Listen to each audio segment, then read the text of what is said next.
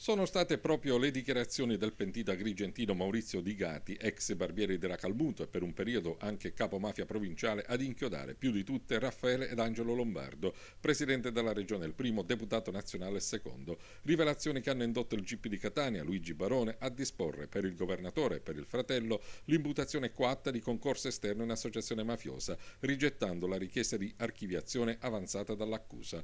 Una decisione che sta provocando un autentico terremoto politico-giudiziario. Di Gati, assieme ad altri due pentiti catanesi, Francesco Ercole Iacola e Maurizio La Rosa, è stato sentito in videoconferenza il 6 marzo scorso dal Tribunale Monocratico di Catania, davanti al quale si celebra il processo per reato elettorale ai due fratelli Lombardo. L'ordine, ha rivelato Di Gati, era quello di votare MPA, considerato partito emergente al quale, aggiunto, ci si poteva rivolgere per gli appalti e per quello che si aveva bisogno.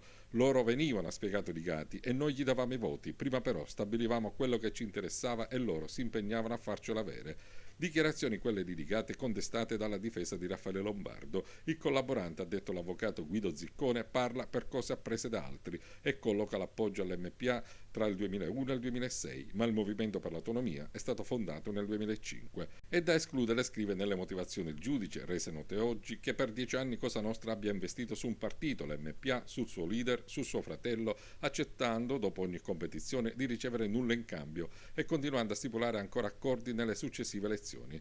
Per il GP Barone la fiducia tra esponenti della mafia e della politica è fondamentale, come dimostra l'appoggio tolto dal boss di Dio dopo che Lombardo si rifiuta di incontrare suo figlio. Gli elementi sin qui esaminati e le relative considerazioni svolte, conclude il GP Luigi Barone, offrono un ulteriore elemento indiziario che indubbiamente dovrà essere approfondito nel corso dell'istruttoria dibattimentale.